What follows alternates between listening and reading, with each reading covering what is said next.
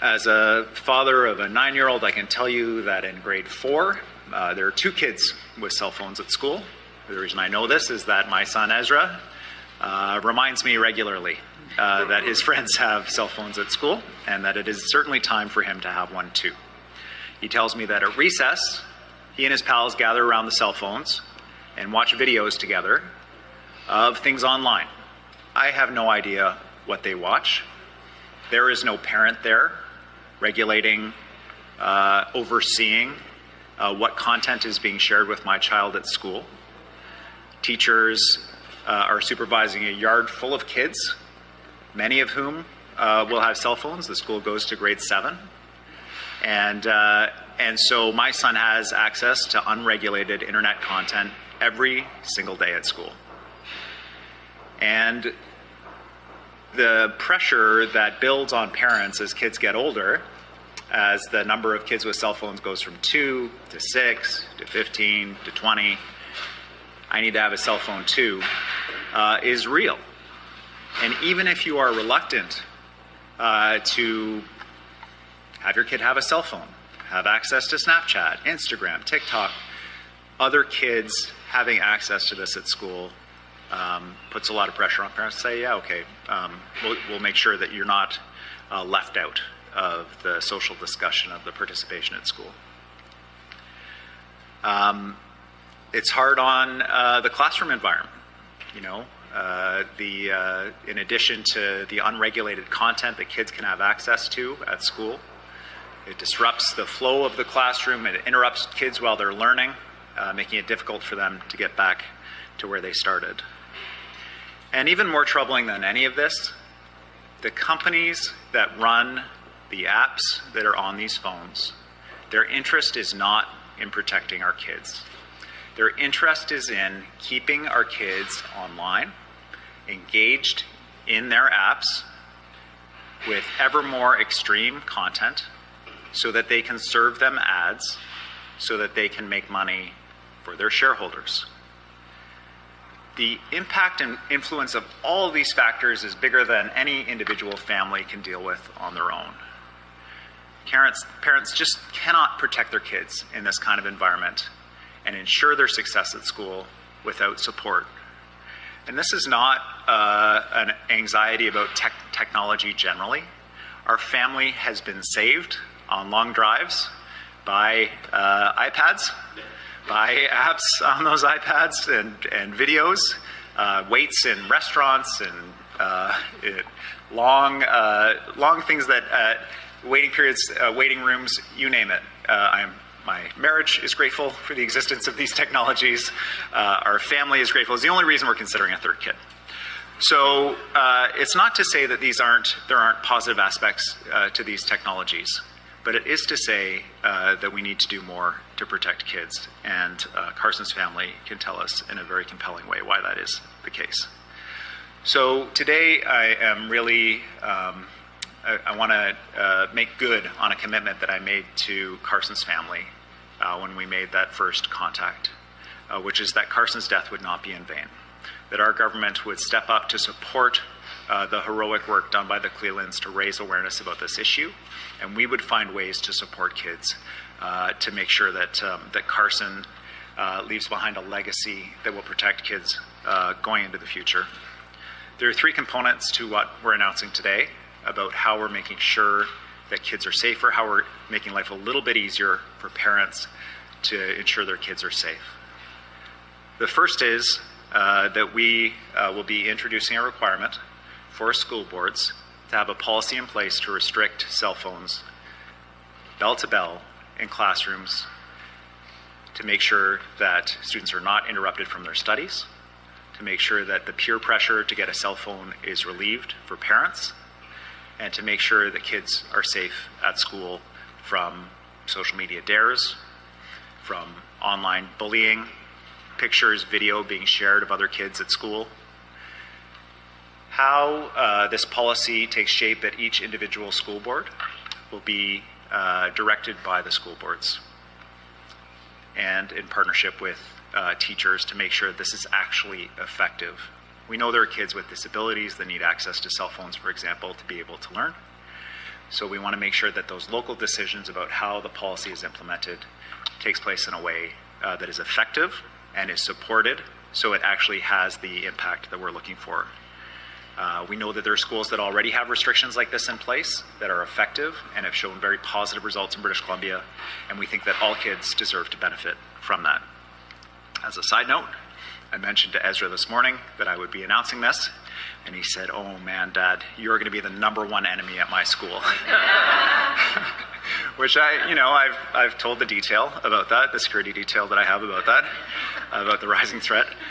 But I think also underlines how pervasive and significant the presence is of these phones at school and how integrated into the fabric of school life cell phones are already at a primary school that only goes as old as 12 years old.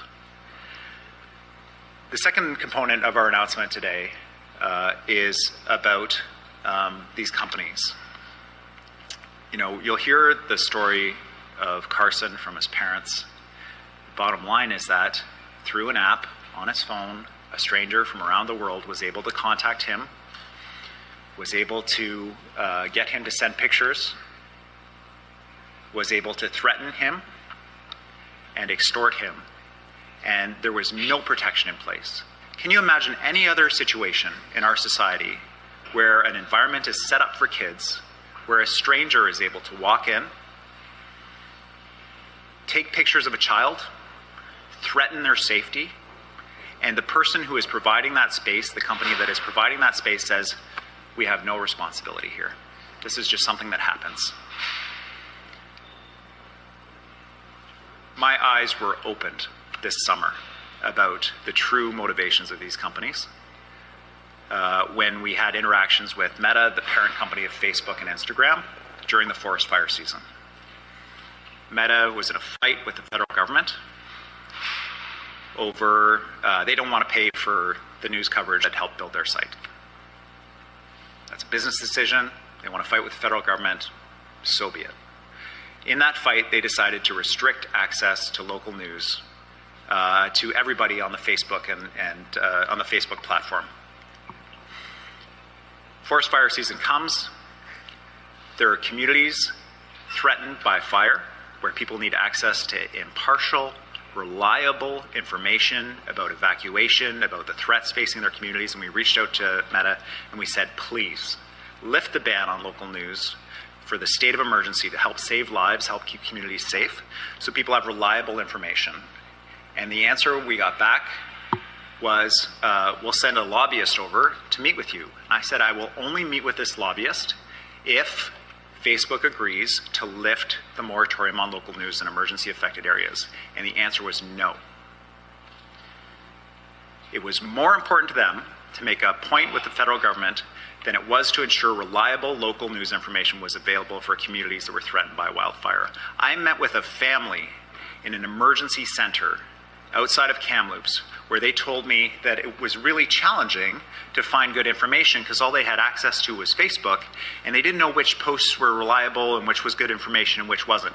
Their decision literally affected the decisions made by families fleeing wildfire in a very real way.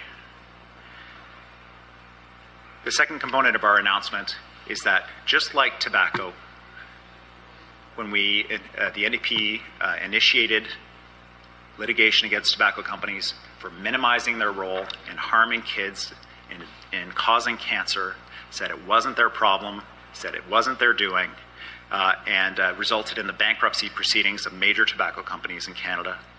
Just like opioids, where we launched litigation against major opioid producers for the human wreckage of the toxic drug crisis we see here today, resulting in the largest public sector health cost settlement in Canadian history with Purdue Pharma.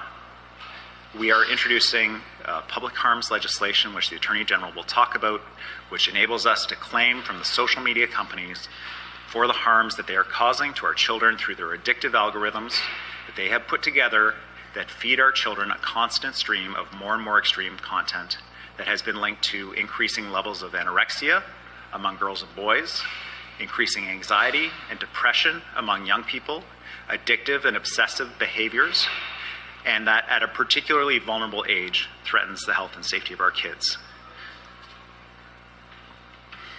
the last piece of our announcement here today, and the last component of what we're doing, is to provide reassurance to people whose explicit images have been posted online. It doesn't matter if you're a kid or a grown-up.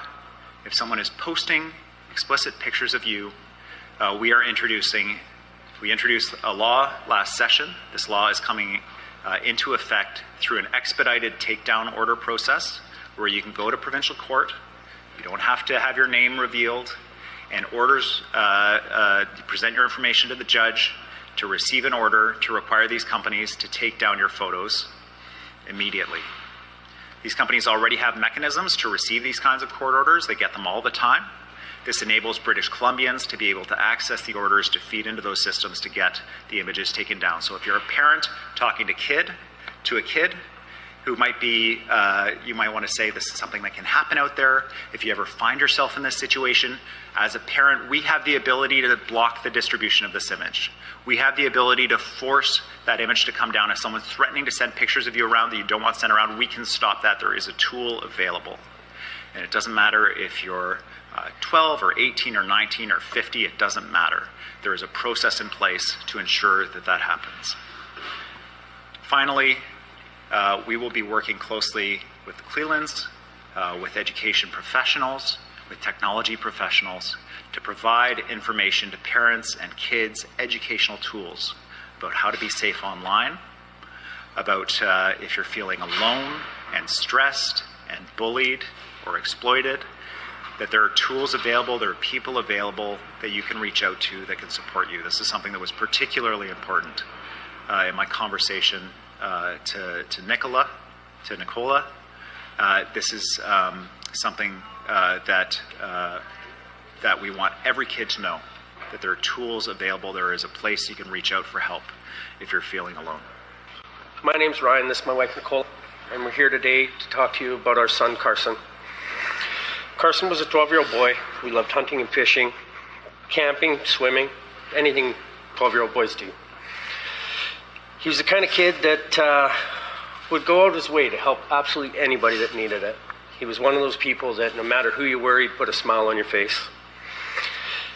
When we were out at the lake, he liked to ride his dirt bike as much as he possibly can, and when it came to winter, it was hockey. Everything was hockey. Nothing ever seemed to faze him, until one day, it did.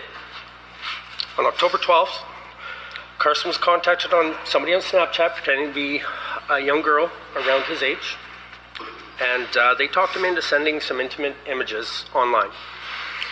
The second that happened, the conversation took a turn, and they threatened Carson. They wanted gift cards, money, anything, and if he didn't give them, they were going to share his pictures with anybody on his friends list. Carson panicked. Right then he made a snap decision and tried to take his own life. My wife Nicola came home and found him hanging by a thread on the floor. She called 911 and he hung on for hours. At around 20 after 1, October 13th, we had to make the worst decision any parent has ever had to make. And we had to take Carson off life support while we held him we held him in our arms until he took his last breath and passed away. We stand here today as two broken parents trying to do everything to make sure this doesn't happen to another family, to another child, to another person.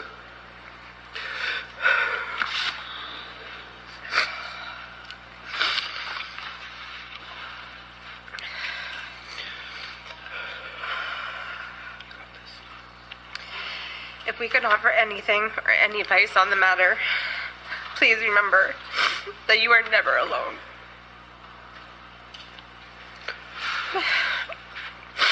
That there is always somebody or someone out there. Sorry, guys. That there's always someone or somebody, either a friend, family, or teacher, that will always be there to help you.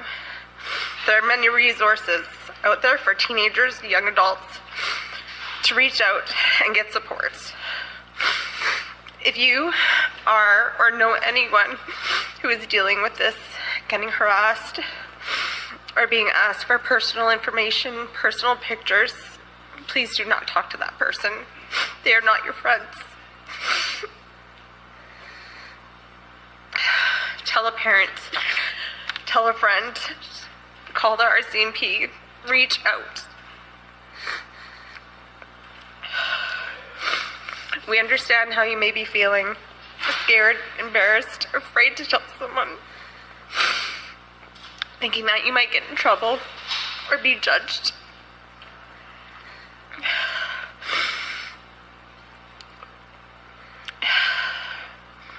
Asking these 3 words are probably the hardest thing you'll ever do in your life. But it is life-changing for you and for your loved ones. I need help. We only wish that Carson knew that we loved him more than anything in the world, and that we would do anything to keep him safe. You are all important and should always feel safe, no matter what you're doing. So please don't be afraid to reach out. Thank you.